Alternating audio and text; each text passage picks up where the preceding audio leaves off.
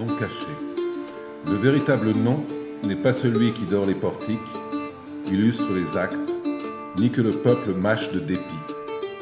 Le véritable nom n'est point lu dans le palais même, ni au jardin, ni aux grottes, mais demeure caché par les eaux, sous la voûte de l'aqueduc, où je m'abreuve. Seulement, dans la très grande sécheresse, quand l'hiver crépite sans flux, quand les sources, basses à l'extrême, sans coquilles dans leur glace, quand le vide est au cœur du souterrain et dans le souterrain du cœur, où le sang même ne roule plus, sous la voûte alors accessible, se peut recueillir le nom. Mais fondent les eaux dures, déborde la vie, vienne le torrent dévastateur plutôt que la connaissance. Le nom caché, il s'agit du nom de l'empereur, qui est un nom qu'on ne doit pas prononcer. Alors, les mots composant le nom de l'empereur régnant sont tabous. Et donc, en chinois, Shang Ye Chu Ye Xue Shen, Xin Lu Chu Shen, ça veut dire le nom frappé d'interdit. Le nom de l'empereur est un nom frappé d'interdit. Il est né en 1878 et à 15 ans, il a passé son bac, il a été collé. Il a repassé son bac, il a reçu la mention très bien et il se préparait à entrer à Naval, donc à l'école navale des officiers de marine, mais il était myope, donc il a été écarté de Naval. Donc il a dû se rabattre sur santé navale. Donc c'était un médecin de santé navale. Donc à 21 ans, il est à l'école de santé navale et il est dénoncé par l'aumônier de son école auprès de sa mère à cause d'une amourette. Donc il a déjà quelques difficultés vis-à-vis de ses relations avec autrui dans des conditions qui me paraissent absolument renversantes actuellement. Donc l'aumônier qu'il dénonce auprès de sa mère à 21 ans. Donc à 22 ans, il fait une première dépression qui est une dépression sévère. Et pour se remettre de cette dépression, il va avoir une première expérience de l'opium. Il finit son école navale, santé navale, je précise, et il est envoyé donc à Tahiti sur un aviso qui s'appelle l'Adurance. Et donc, il va passer 1 an à Tahiti, ou plus précisément, il va voguer autour de Tahiti pendant 1 an, mais probablement pas passer plus que de 3 mois donc à Tahiti. Donc, il a accumulé pendant son séjour à Tahiti, il a été sensibilisé à Tahiti par les problèmes de la fin de l'assimilation maori, mais il a surtout accumulé des données dont il a tiré ensuite de retour en France donc son premier roman qui s'appelle Les Immémoriaux, que nous allons passer parce qu'on va plutôt parler de la période chinoise. Publié sous pseudonyme. Il n'avait pas le droit d'utiliser son nom car il était engagé dans la marine. Voilà. Nom caché. Alors, en 1904, il rentre en France, il se marie, il rencontre Debussy, il se propose de faire un opéra avec Debussy, mais Debussy finalement donne pas suite à ce projet. Il publie Les Immémoriaux, et cela fait, il embarque pour la Chine. Il a fait l'équivalent de ce qui est maintenant l'INALCO, donc l'école des sciences orientales, et il a beaucoup travaillé au chinois, et donc il parlait et il écrivait le chinois. Donc c'était vraiment un vrai sinisant. Donc en 1912, en quelques années plus tard, il publie Stème, mais il le publie à compte d'auteur. Donc c'est lui qui a payé pour ces emboîtages très raffinés, donc sur un papier très raffiné, sur une impression très raffinée, entre des planches de bois qui sont, paraît-il, du camphrier mâle.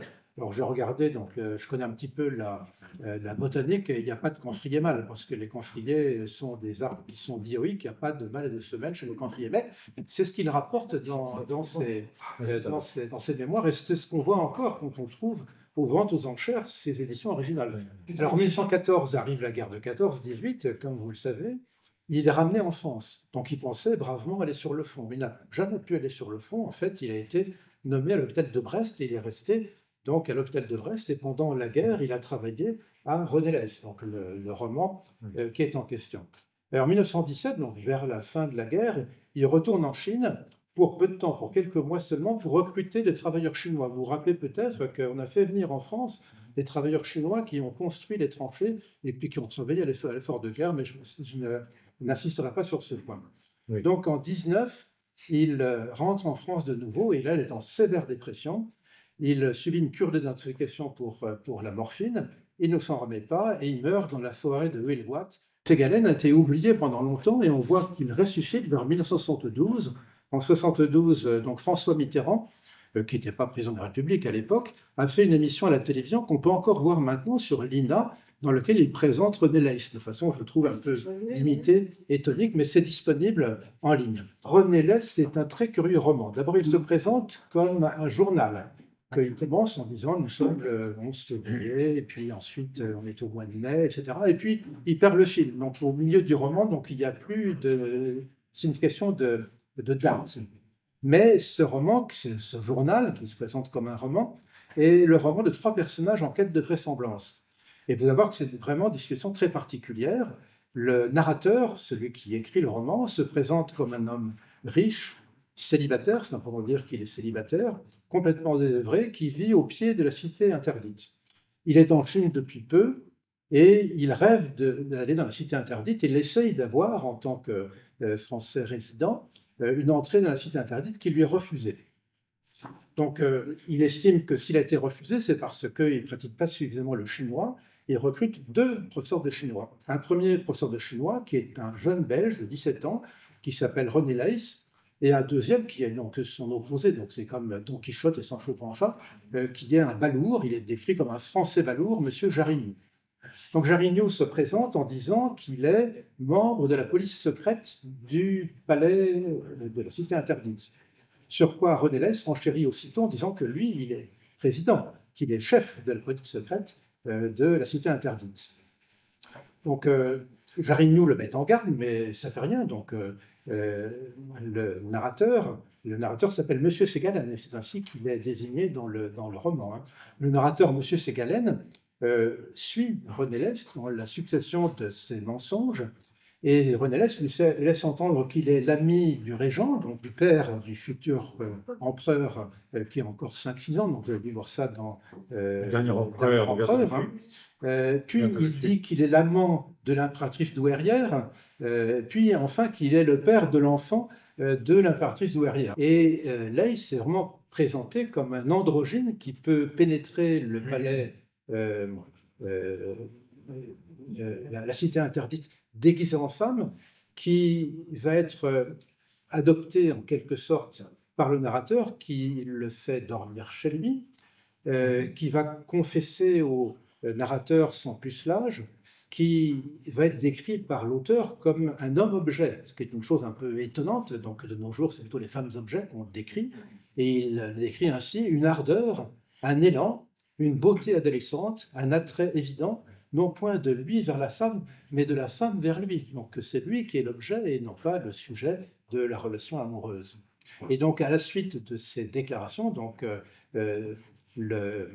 après le suicide de Leys, Ségalen va longuement décrire le corps nu de René Leys, le cadavre qu'il a déshabillé. Donc il y a dans cette histoire, qui est une histoire tragique, un faisceau d'ambiguïté qui est très complexe et qui est très moderne. Il y a quelque chose qui m'a frappé, que je voudrais dire tout de suite parce qu'après je vais oublier. Dans ta première description de René Leys, il y avait presque le rythme de leur promenade à cheval dans ta description. Et ça, je trouve ça très frappant parce que René Leys montre remarquablement bien à cheval. Le narrateur a parfois du mal à le suivre et l'admire. Et avec des voltes, des demi-voltes, et c'était saisissant. Donc voilà, un roman très étrange qu'il faut goûter d'une part pour l'extraordinaire intrigue et d'autre part aussi pour l'écriture. Alors, je vais enchaîner là-dessus parce que moi, je suis en permanence renversé par ce roman. J'espère qu'on va vous en faire toucher par cette prise de parole, notre petite séance, qu'on va vous en faire toucher la profondeur, le mystère, la charge proprement électrisante à mes yeux, enfin à mon épiderme, de tout ce que trame René Leys comme chef-d'œuvre littéraire. Auquel, encore une fois, l'auteur n'a pas tellement accordé d'attention. Il l'a lu dans un tiroir et puis c'est paru après sa mort, et puis il n'en a pas tellement parlé, alors qu'il y a un fourmillon de questions sur qu'en était-il de cette rencontre. Alors, quand même quelques précisions concernant l'origine de la rencontre, car il y a des papiers de Ségalen qui consignent qui était le véritable René Leys. Il s'appelait Maurice Roy. C'était un jeune Belge, effectivement très doué en langue, il le prend pour professeur de mandarin, très doué en cheval, très doué en musique, très doué en art du théâtre. Il conduit une troupe, il donne 2 représentations pour éblouir René Leys, qui en est extrêmement chaviré et perplexe parce qu'il ne comprend rien à ce qui se passe et en même temps, bon, il sent qu'il y a beaucoup de clés qui voltigent et donc il est très aimanté par le théâtre de René. Mais bon, alors, moi, comment j'ai conçu mon approche? J'ai proposé 19 gongs, 19 et 1, parce que le dernier s'appelle gong, justement. C'est-à-dire, pour moi, c'est un espace de résonance, ce roman, et il faut être attentif à l'acoustique, à tout ce qui vient par les oreilles. Dans le cas d'un homme, Victor Ségalen, qui voulait tellement voir. Victor, il est absorbé par la pulsion scopique. Il veut pénétrer la cité violette interdite, il veut voir les choses. Et il ne les verra pas, sauf qu'il arrivera finalement à rentrer dans la cité avec un cortège officiel, et puis il verra rien. Bon, c'était absolument banal, et bon, il en sortira dépité. Par contre, ce que lui fait entendre René Leys, ce qui lui rentre par les oreilles, la résonance et la capacité d'authentification par les sons, alors cela, en effet, crée le chemin d'une séduction, d'une croyance, voire d'un attachement fou de Victor Ségalen aux propos extravagants, de plus en plus incroyables, que lui tient René. Et donc, c'est donc l'histoire, je ne dirais pas d'un mensonge, parce que Ségalen n'en est pas sûr, et parce qu'à la fin du texte, le dernier mot du texte, c'est oui ou non. Enfin, on ne sait pas, oui ou non, si René a dit la vérité ou menti.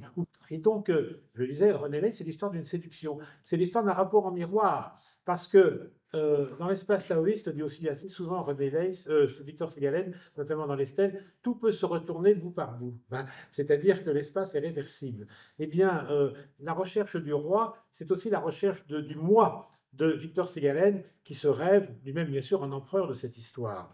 Et donc, il y a toute une place du roi qui est convoitée, qui est fuyante, qui est glissante à la surface de l'échiquier. Victor Ségalen va comprendre que c'est peut-être lui qui a suggéré, en le poussant dans ses retranchements et en le harcelant de questions, qui a suggéré la fabuleuse histoire, car c'est une fable merveilleuse quand même. C'est pas seulement coucher avec l'impératrice, il y a des révélations sensationnelles sur le régent qui prend la main en laissant dehors les 4 doigts, par exemple, ou bien le chat perché auquel on joue, etc. René Ségalen, René Leys a des images de la cité violette qui sont irrécusables, tellement elles tombent juste. Donc ça, c'est très ségalénien, c'est-à-dire que au bout de l'aventure, au bout de la recherche, il y a moi. C'est-à-dire qu'il faut arriver à atteindre ce point de révélation centrale où c'est de moi qu'il s'agit quand, par exemple, René Leys se parle. René on peut révéler une marionnette, un fantôme de Victor, mais ça a eu lieu. Et ça a formé, ça a engendré ce roman. Et donc il y a des relations en miroir qui nous arrivent dans la vie et qui sont des moments de grande révélation et des moments, oui, magiques, des moments très intenses.